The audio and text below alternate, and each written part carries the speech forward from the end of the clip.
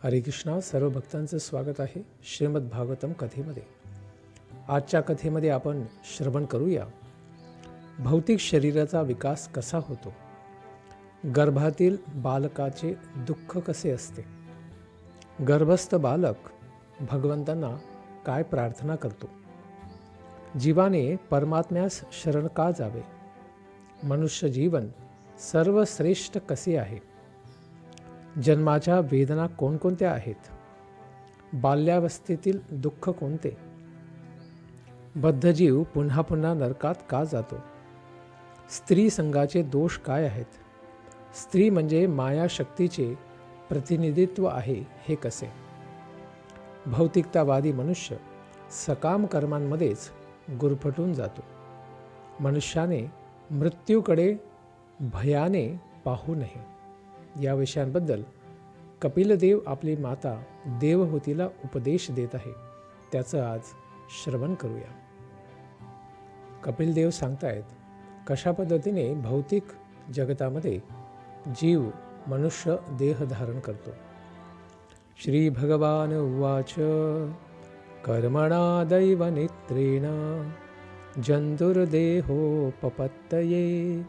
स्त्रिया प्रविष्ट उदरम पुंसोरेत कणाश्रयः. श्री भगवान म्हणाले, भगवंतांच्या पर्यवेक्षणाखाली आणि स्वतःच्या कर्मांच्या फळानुसार पूर्वजन्मात केलेली जी पाप आणि पुण्य आहे, या कर्मांच्या फळानुसार जीवाला विशिष्ट प्रकारचे शरीर धारण करण्यासाठी पुरुषाच्या शुक्रजंतूद्वारे वीर्याद्वारे स्त्रीच्या गर्भात प्रविष्ट केले जाते. पहिल्या रात्री वीर्य आणि बीजांडाचे मिश्रण होते आणि 5व्या रात्री त्या मिश्रणात क्षोभ उत्पन्न होऊन त्याचे बुडबुड्यांत रूपांतर होते. 10व्या रात्री तो बुडबुडा बेदाण्यासारखा रूपात विकसित होतो आणि त्यानंतर त्याचे विशिष्ट योनीनुसार मांसाच्या गोळ्यात किंवा अंड्यामध्ये रूपांतर होत असते. 1 महिन्यात मस्तकाचा विकास होतो आणि 2ऱ्या महिन्याअंती हात, पाय आणि इतर अवयव साकार होऊ लागतात. 3ऱ्या महिन्याअंती हातापायाची बोटे, नखे, रोम, अस्थि, जननेंद्रिय, डोळे, नाकपुड्या, कान, तोंड आणि गुदद्वार या शरीराच्या इतर रंध्रांसह त्वचासुद्धा दिसू लागते. गर्भधारणेच्या दिवसापासून 4 महिन्यांत शरीराचे 7 अत्यावश्यक धातू अन्नरस, रक्त, मांस, मेद, अस्थि, अस्थिमज्जा आणि वीर्य अस्तित्वात येतात. 5व्या महिन्याच्या शेवटी भूक आणि तहान आपली जाणीव प्रकट करतात आणि 6व्या महिन्याअंती जरायूने आवृत्त असलेला तो भ्रूण उदराच्या उजव्या बाजूस हलू लागतो. मातेने ग्रहण केलेल्या अन्न आणि पेयापासून पोषण प्राप्त होऊन तो भ्रूण वाढू लागतो आणि सर्व प्रकारच्या कृमींचे उत्पत्तीस्थान असणाऱ्या आणि मलमूत्राने युक्त असणाऱ्या त्या घृणास्पद स्थानी तो राहत असतो, कारण त्यामध्ये प्रचंड त्रास होत असतो. मार्कंडेय पुराणात सांगितलेलं आहे, मातेच्या आतड्यांतून निघणारी आप्यायनी नामक नाळ मातेला बाळाच्या उदराशी जोडते आणि या नाळेतूनच गर्भस्थित बालकास मातेने पूर्णपणे पचविलेले अन्न प्राप्त होते. अशा प्रकारे गर्भामध्ये बालकाला मातेच्या आतड्यातून अन्न पुरवठा केला जातो आणि प्रतिदिन ते बाळ हे वाढत जाते. उदरातील भुकेल्या कृमी अनेक कीटक असतात, बॅक्टेरिया असतात. त्याच्या संपूर्ण शरीराचे वारंवार चावे घेत असतात आणि ते बालक त्याच्या सुकोमलतेमुळे भयंकर वेदना प्राप्त करत असते. या भयकारी स्थितीमुळे ते क्षणोक्षणी मूर्छित होत असते. मातेने ग्रहण केलेले कधी कटू, तिखट, अति खारट किंवा अति आंबट आहारामुळे मुलाचे शरीर आत्यंतिक वेदना भोगते. या वेदना अगदी असह्य असतात. गर्भाच्या पिशवीमध्ये स्थित असलेले आणि बाहेरून आतड्यांनी आवृत्त झालेले ते बालक उदराच्या एका बाजूस पडून राहते. त्याचे शिर, डोके त्याच्या उदराकडे खालच्या दिशेने वळवलेली असते आणि त्याची पाठ व मान धनुष्यासारखी वक्राकार झालेली असते. अशा प्रकारे हालचाल करण्याचे स्वातंत्र्य नसल्याने ते बालक पिंजऱ्यातील पक्ष्याप्रमाणे राहते. ते सुदैवी असेल तर त्यास आपल्या पूर्वीच्या 100 जन्मातील सर्व दुःखांचे स्मरण होते. तर भगवंतांच्या कृपेने आधी झालेल्या 100 जन्मांमधल्या दुःखांचं त्याला स्मरण होतं आणि त्यामुळे मग तो तिरस्करणीयरित्या शोक करू लागतो. त्याला फार दुःख झाल्याने तो शोक करीत असतो. मग अशांतस्य कुतः सुखम, जो अशांत आहे तो कधीही सुखी असू शकत नाही. या स्थितीमध्ये मनशांतीची शक्यताच नाही. गर्भधारणेनंतर 7व्या महिन्यापासून ते विकसित चेतनेने युक्त होते. प्रसूतीपूर्वी काही आठवडे जो वायू बालकास खाली दाबतो त्याच प्रसूती वायूद्वारे ते वर खाली फेकले जाते. त्याच गलिच्छ उदरामध्ये जन्मलेल्या कृमींपासून कीटकांप्रमाणे ते मूलही एकाच ठिकाणी राहू शकत नाही. भगवंतांनीच जीवात्म्यास त्या स्थितीमध्ये ठेवलेले असते आणि म्हणून भौतिक घटकांच्या 7 आवरणांनी बद्ध झालेला जीवात्मा जीवनाच्या त्या भयकारी अवस्थेत भगवंतांची करुणा भाकण्यासाठी हात जोडून प्रार्थना करतो. कारण जोपर्यंत भगवंतांची कृपा होणार नाही तोपर्यंत जीव कधीही सुखी होऊ शकत नाही. तर हा जंतू अर्थात गर्भस्थ जीव भगवंतांना प्रार्थना करतो, मी पूर्ण पुरुषोत्तम भगवंतांच्या चरण कमलांचा आश्रय घेतो. ते आपल्या विविध शाश्वत रूपांमध्ये प्रकट होत असतात आणि या भूतलावरती विहार करतात. मी केवळ त्यांचाच आश्रय घेतो कारण ते मला सर्व प्रकारच्या भयातून मुक्त करू शकतात आणि त्यांनीच मला माझ्या पापकृत्यांना अनुरूप अशी जीवनाची ही स्थिती, भयानक आणि दारुण स्थिती प्रदान केलेली आहे. परंतु हे माझ्याच विकर्मांचा विपाक आहे. मी शुद्ध जीवात्मा आहे. आता माझ्या कर्मांनी बद्ध झाल्याप्रमाणे मायेच्या योजनेनुसार माझ्या मातेच्या उदरात मी पडून आहे. मी त्या भगवंतांना सादर प्रणाम करतो जे माझ्यासह येथेही आहेत. कारण परमात्मा जीवात्म्याच्या हृदयात आत्म्याबरोबर स्थित असतात. परंतु ते विशुद्ध आणि अविकारी आहेत. ते अमर्याद आहेत. परंतु पश्चातापादग्ध हृदयात त्यांचा साक्षात्कार होतो. जेव्हा व्यक्ती आपल्या सर्व दुःखांमुळे आणि केलेल्या चुकींमुळे जेव्हा पश्चाताप करतो, माफी मागतो, भगवंतांची करुणा भागतो, तेव्हा ते भगवंत आपला साक्षात्कार देतात. त्या भगवंतांना मी सादर प्रणाम करतो. मी 5 महाभूत घटकांनी निर्माण झालेल्या या भौतिक शरीरात असल्यामुळे भगवंतांपासून विभक्त झालो आहे आणि मी मूलतः आध्यात्मिक असलो तरी माझ्या गुणांचा व इंद्रियांचा दुरुपयोग होत आहे. कारण ते सर्व भौतिक कार्यामध्येच केवळ गुंतलेली आहेत.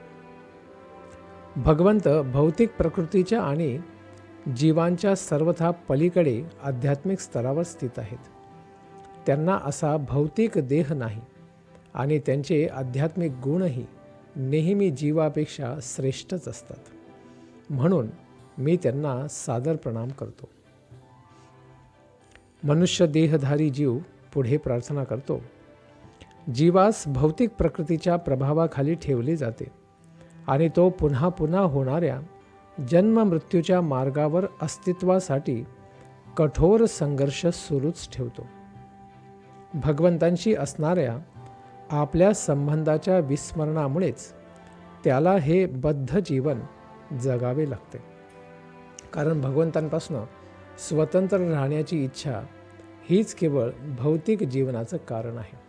त्यामुळे भगवंतांच्या कृपेखेरीज तो जीव पुन्हा भगवंतांच्या दिव्य प्रेममयी आध्यात्मिक सेवेमध्ये कसा संलग्न होऊ शकेल?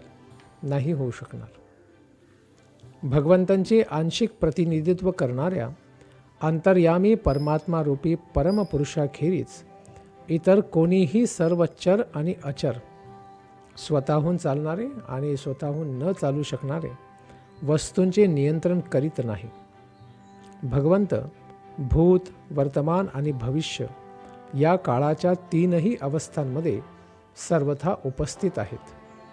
त्यामुळे बद्धजीव त्यांच्या मार्गदर्शनाखाली विविध कार्यांमध्ये रत आहे आणि या बद्ध जीवनातील त्रिविध तापांपासून, आध्यात्मिक, आदिदैविक आणि आदिभौतिक क्लेशांपासून मुक्त होण्यासाठी आपण केवळ त्यांनाच शरण गेलं पाहिजे.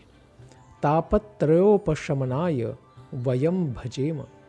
तर त्यांचं भजन हे तिन्ही दुःखांपासून, आपलं मन आणि शरीर, सर्व दुसरे जीव आणि दैवी आपदा यांपासून वाचण्यासाठी केले पाहिजे.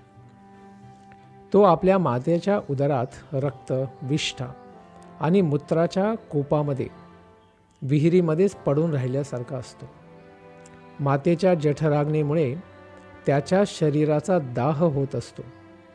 तो देहधारी जीव अशा स्थितीतून बाहेर पडण्यासाठी अतिशय आतुर होऊन आपले शिल्लक महिने मोजतो की अजून किती वेळ राहिलेला आहे, आणि प्रार्थना करतो, हे प्रभू, हे भगवन, माझ्यासारखा दुष्ट जीव या बंधनातून कधी मुक्त होईल, कधी मी लवकर या नारकीय स्थितीमधनं बाहेर पडेल, असा तो विचार करतो आणि प्रार्थना करतो.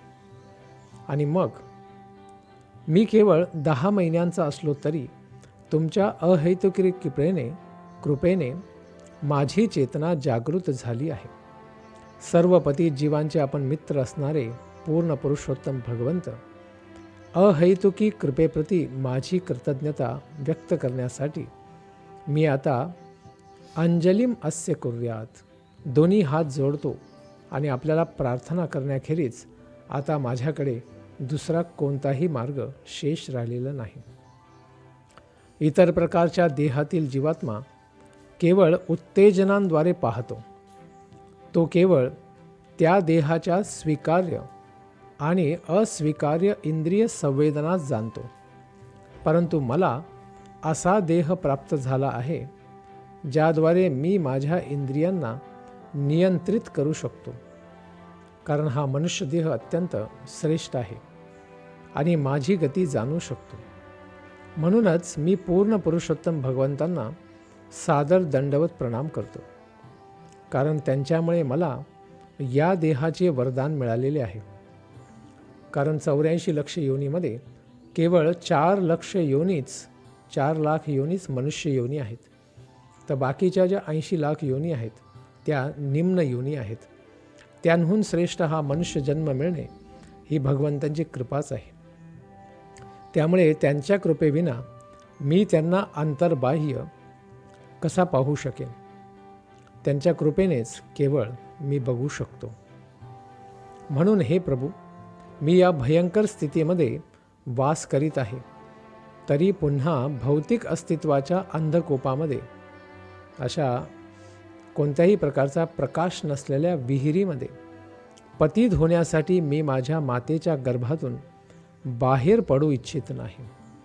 मला केवळ आणखी अज्ञानाच्या विहिरीत पडण्याची इच्छा राहिलेली नाही.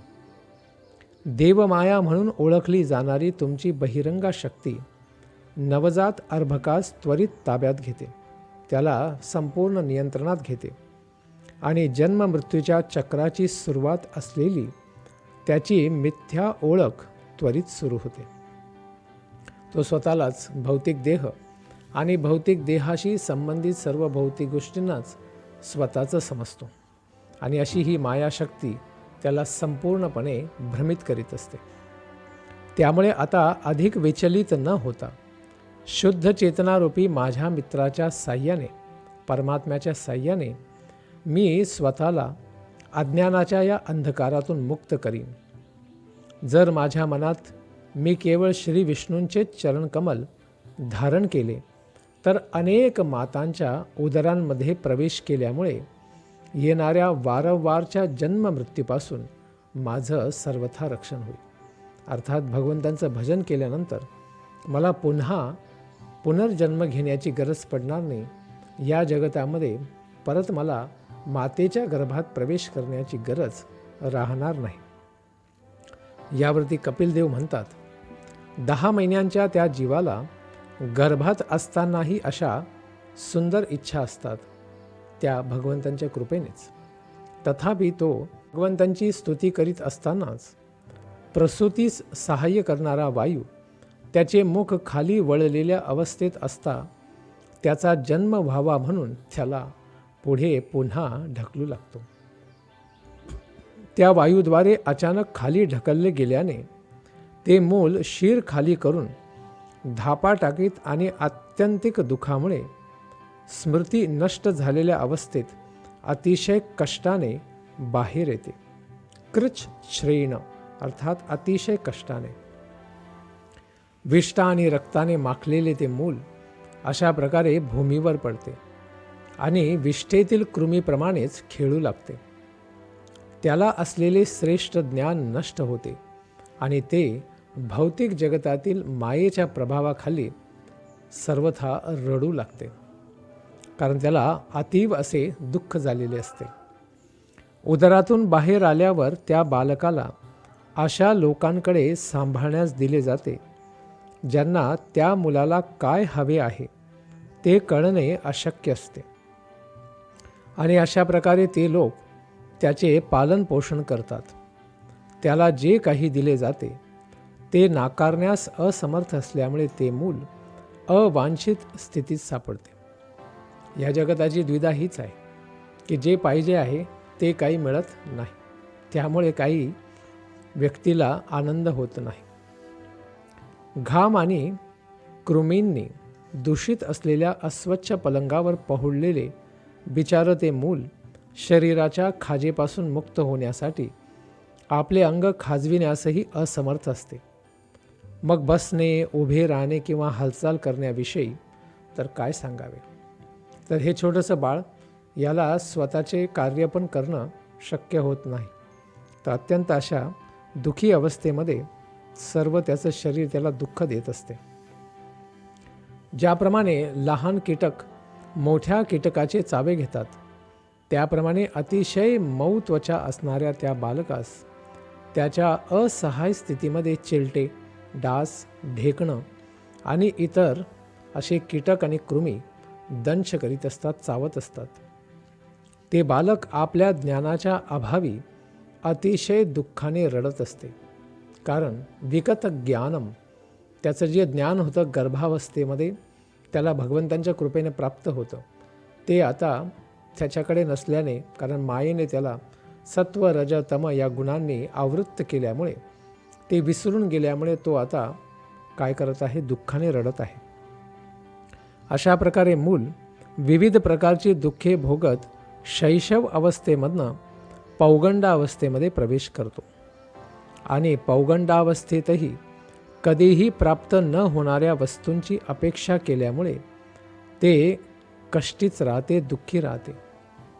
अशा रीतीने अज्ञानामुळे ते क्रोधी आणि दुःखी होते. त्याला वाटतं की मला जे पाहिजे ते मिळत नाही, त्यामुळे तो अत्यंत दुःखी आणि दुसऱ्यांवरती क्रोधही करू लागतो. सहदेहेन मानेन वर्धमानेन मन्युना करोति विग्रहम कामी कामेश्वंताय चात्मनः.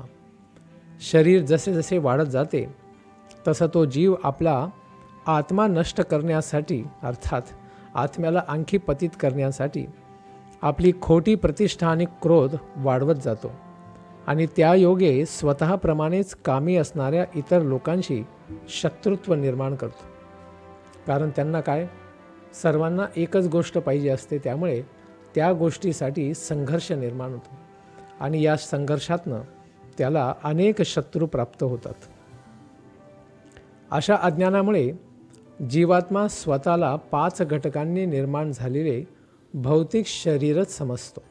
तो आपला आध्यात्मिक अस्तित्व जाणू शकत नाही आणि या गैरसमजामुळे तो या अस्थायी वस्तू असण्याच्या, स्वतःच्या अस्थायी वस्तू असल्यासारखंच स्वतःला तो मानतो की मीही हे भौतिक शरीरच आहे जे क्षणभंगूर आहे, आणि आपल्या अज्ञानाचा अंधकार अधिकच गहन करतो. अहम ममेती, मी आणि माझं, या मायेमध्ये तो गुरफटून जातो. भौतिक देह म्हणजे त्याच्याकरिता अखंड दुःखांचे उगमस्थानच आहे आणि अज्ञानाच्या आणि सकाम कर्मांच्या गाठींमुळे बद्ध झाल्याने तो देह त्याचा सतत पाठपुरावा करतो. देहासाठी तो त्यास पुन्हा पुन्हा जन्ममृत्यू भोगण्यासाठी भाग पाडणारी विविध भौतिक कार्यही करीत असतो. म्हणून जर जीवाने केवळ शारीरिक सुख आणि फक्त जिव्हातुष्टीमध्ये, फक्त जिवेला संतुष्ट करण्यासाठी रत असणाऱ्या भोगी लोकांच्या प्रभावामुळे पुन्हा अधर्म मार्गाचा स्वीकार केला, तर तो पूर्वीप्रमाणेच पुन्हा नरकात जातो. अर्थात अंध तामिश्र आणि तामिश्र या नरकांमध्ये पुन्हा पुन्हा तो प्रवेश करेल. जर तो धार्मिक तत्वांचं पालन करणार नाही आणि भगवंतांनी दिलेल्या नियमांना जुमानणार नाही, त्यांची उपेक्षा करेल, तोपर्यंत तो पुन्हा पुन्हा नरकात जाईल. हे मुख्य 4 नियम, अवैध स्त्री संग करणे, नशापान करणे, मांसाहार करणे आणि जुगार खेळणे, हे 4 नियम आहेत.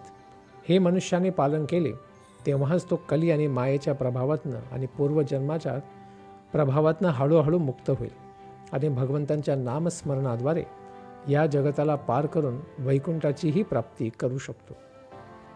अन्यथा त्याला पुन्हा पुन्हा या जगतामध्येच नरकात जावं लागेल. त्यामुळे व्यक्तीने चांगल्या गुणांचा विकास करणं आवश्यक आहे, जसे सत्य, स्वच्छता, दया, मौन, आध्यात्मिक बुद्धी, लज्जा, तप, यश, क्षमा, मनोनिग्रह, इंद्रियांचं संयमन, भाग्य आणि अशा सर्व संधीपासून तो वंचित होऊ शकतो जर त्याने अधर्माचं पालन केलं. मनुष्याने आत्मसाक्षात्काराच्या ज्ञानाचा अभाव असलेल्या आणि स्त्रीच्या नियंत्रणाखाली नृत्य करणाऱ्या कुत्र्याप्रमाणे असलेल्या चंचल मूर्ख व्यक्तीचा संग कधीही करू नये. संगम न कुर्यात. जो व्यक्ती केवळ स्त्री संगामध्ये सुख मानतो, भौतिक इंद्रिय लोलुपतेमध्येच अडकलेला आहे, आध्यात्मिक साक्षात्काराप्रती त्याचा कोणताही उत्साह नाही, अशा पद्धतीच्या लोकांपासून त्याने सर्वथा वाचलं पाहिजे. कारण स्त्रीशी प्रत्यक्ष संबंधित असणारा व्यक्ती एक वेळा त्या मायेतनं फटके खाऊन बाहेर येऊ शकतो, परंतु स्त्री संगात सुख असल्याचं सांगणारा व्यक्ती असा भयानक प्रचारक याच्यापासून वाचणे फार आवश्यक आहे. अन्यथा व्यक्तीचा आध्यात्मिक नाश होऊ शकतो. इतर कोणत्याही वस्तूवरील आसक्तीमुळे निर्माण होणारा मोह आणि बंधन हे स्त्रीवरील किंवा स्त्री लंपट असणाऱ्या पुरुषांच्या संगतीवरील आसक्तीमुळे निर्माण होणाऱ्या मोह आणि बंधना इतके भारावून टाकणारे नसते. अर्थात स्त्रीसंगी हा सर्वात जास्त मायेने भ्रमित झालेला जीव मानला गेलेला आहे. त्यामुळे अशा लोकांपासून सर्वथा व्यक्तीने स्वतःला वाचविलं पाहिजे. आपल्या स्वतःच्या कन्येचे मोह टाळणारे रूप पाहताच स्वतः ब्रह्मदेवसुद्धा एकदा गोंधळून गेले होते, ज्याचं आपण आधीच श्रवण केलेलं आहे. आणि तिने हरिणीचे रूप धारण केले असता स्वतः काळविटाचे रूप धारण करून निर्लज्जपणे तिच्या मागे धावत गेले होते. ब्रह्मदेवांनी जन्म दिलेल्या मनुष्य, देवता आणि पशूंसारख्या सर्व प्रकारच्या जीवांपैकी केवळ नारायण ऋषीच, अर्थात नर नारायण ऋषीच केवळ स्त्री रूपातील मायेच्या आकर्षणापासून सर्वथा मुक्त आहेत. ऋषिं नारायण ऋते योषिन्मन्ये मय्येव मायया. तर तेच जे बद्रिकाश्रमामध्ये नरनारायण ऋषी पर्वताच्या रूपात आज दिसत आहेत, तेच सर्व जगताच्या कल्याणासाठी तपस्या करीत आहेत. ते साक्षात कृष्ण आणि अर्जुन यांचे अवतार आहेत. तर तेच केवळ मायेच्या प्रभावापासून सर्वथा मुक्त असतात. स्त्री रूपातील भगवंतांच्या मायेचे प्रचंड सामर्थ्य जाणून घेण्याचा प्रयत्न केला पाहिजे, असं कपिल मुनी देवहूतीला सांगत आहेत. ही स्त्री केवळ आपल्या भुवयांच्या हालचालींनी जगातील सर्वश्रेष्ठ विजेते, भूखंड पालक, देशांचे मोठे मोठे पालक आणि राजा यांना आपल्या नियंत्रणात ठेवू शकते. एवढी शक्ती त्यांना दिलेली आहे. त्यामुळेच म्हणतायत संगम न कुर्यात. व्यक्तीने असा संग टाळला पाहिजे. जो मनुष्य योगाच्या अंतिम ध्येयाप्रत अर्थात भगवंतांचा साक्षात्कार करण्याची इच्छा ठेवतो आणि ज्याने भगवंतांची सेवा करून आत्मसाक्षात्कार प्राप्त केला आहे, त्याने कधीही आकर्षक अशा स्त्रींचा संग करू नये. कारण अशी स्त्री म्हणजे प्रगती करणाऱ्या भक्तासाठी साक्षात नरकाचे द्वार असल्याचे शास्त्रांनी घोषित केले आहे. वदंती या निरयत द्वारमस्य. त्यामुळे ज्यांना भगवंतांच्या प्रती आपला आध्यात्मिक विकास करायचा आहे, आत्मसाक्षात्कार करायचा आहे, भगवंतांच्या सेवेमध्येच लागून राहायचं आहे, त्यांनी या मायेच्या स्त्रीरूपी रूपापासून सर्वथा स्वतःला वाचविलं पाहिजे. भगवंतांनी निर्माण केलेली ही स्त्री म्हणजे मायेची प्रतिनिधीच आहे आणि जो तिच्याकडून सेवा स्वीकारून तिचा सहवास करतो त्याने हे निश्चितपणे जाणले पाहिजे की हा मार्ग म्हणजे गवताने आच्छादिलेल्या झाकलेल्या विहिरीप्रमाणेच मृत्यूचा मार्ग आहे.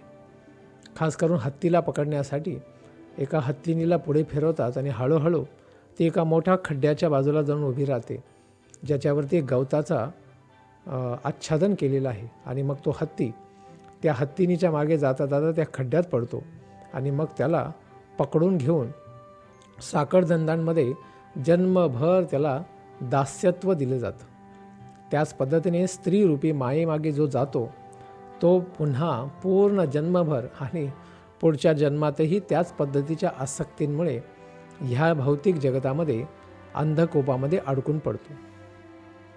त्या जीवात्म्याला पूर्वजन्मातील स्त्रीवरील आसक्तीचा परिणाम म्हणून आता परत स्त्री देहसुद्धा प्राप्त होऊ शकतो आणि मग तो पूर्णपणे मूर्ख झाल्यामुळे पुरुष रूपातील माया असणाऱ्या आपल्या पतीकडे संपत्ती, पुत्र, गृह आणि इतर भौतिक संपदा प्राप्त करण्यासाठी एक महत्त्वाचा व्यक्ती किंवा प्रदान करणारा म्हणूनच पाहत असतो. तर जो व्यक्ती पुरुष स्त्रीवरती आसक्त होतो, पुढच्या जन्मामध्ये तो स्त्री बनतो आणि जी स्त्री पुरुषावरती फार आकर्षित होते ती पुढच्या जन्मामध्ये पुरुष बनते. अशा पद्धतीने हे चक्र चालूच राहते. म्हणूनच ज्याप्रमाणे पारध्याचे किंवा जो व्याध आहे अशा व्याधाचे मधुर गायन म्हणजे हरिणासाठी मृत्यूच असतो.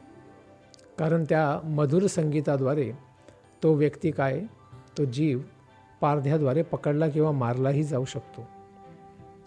त्याचप्रमाणे स्त्रीने आपला पती, गृह आणि मुले म्हणजे भगवंतांच्या बहिरंगा शक्तीने आपल्या मृत्यूसाठी केलेली योजनाच आहे, अशाच पद्धतीने समजलं पाहिजे.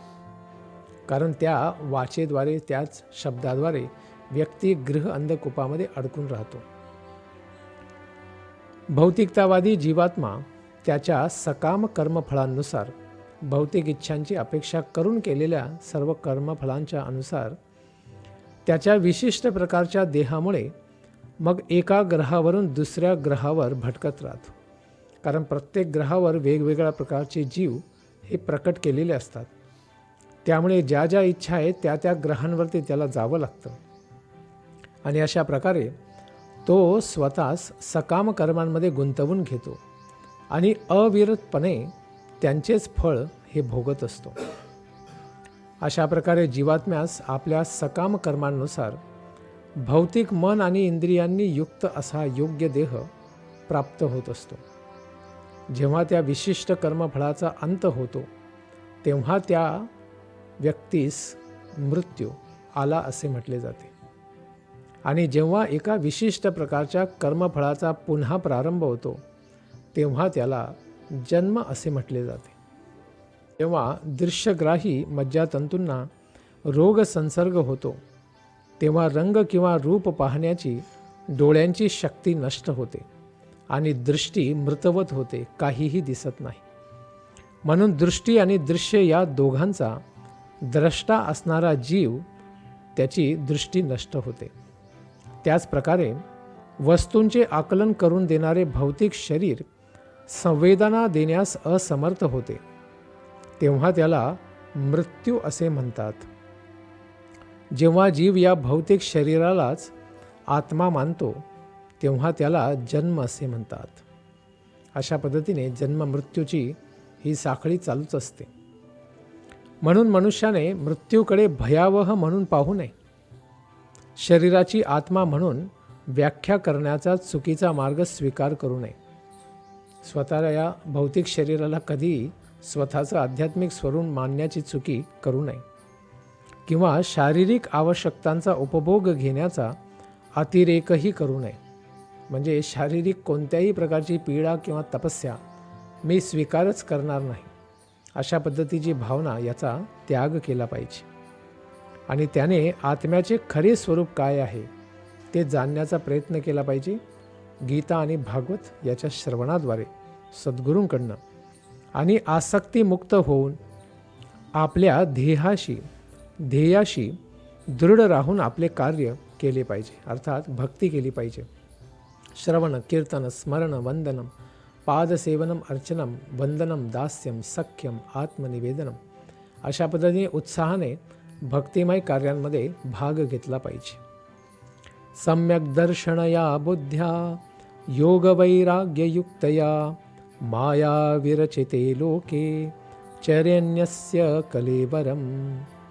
अशा योग्य आध्यात्मिक दृष्टीने युक्त होऊन आणि भक्तिमय सेवेद्वारे दृढ निश्चयी होऊन तसेच देहात्मबुद्धीविषयी विरक्ती बाळगून मनुष्याने तारतम्य बुद्धीचा उपयोग करावा. अर्थात सारासार सद्विवेक असणाऱ्या आध्यात्मिक आणि भौतिक याचं विश्लेषण करून केवळ आध्यात्मिक कार्यांचा स्वीकार करणाऱ्या बुद्धीचा उपयोग करावा आणि आपला देह, आपलं शरीर या भ्रामक जगावरती सोपवावे. अशा रीतीने तो भौतिक जगतापासून अलिप्त राहू शकतो. अर्थात भौतिक संसर्ग करणाऱ्या, स्वतःला शरीरच मानणाऱ्या लोकांपासून दूर राहिलं पाहिजे आणि स्वतःला आध्यात्मिक आत्मा आणि भगवंतांचा दास मानणाऱ्या भक्तांच्या संपर्कात ठेवलं पाहिजे. त्यांच्याकडनं नित्य भागवतचं श्रवण केलं पाहिजे, ज्याच्याद्वारे आपली आवृत्त झालेली चेतना हळूहळू आध्यात्मिक होईल आणि जेवढी ती आध्यात्मिक होईल तेवढा आध्यात्मिक आश्रय त्याला प्राप्त होत जाईल. आणि खास करून कलियुगामध्ये कलौ तद हरी कीर्तनात भगवंत श्री हरी यांच्या कीर्तनाद्वारे, हरिनामाद्वारे जप केल्याने आपण असा आध्यात्मिक साक्षात्कार प्राप्त करू शकतो. धन्यवाद. हरे कृष्ण.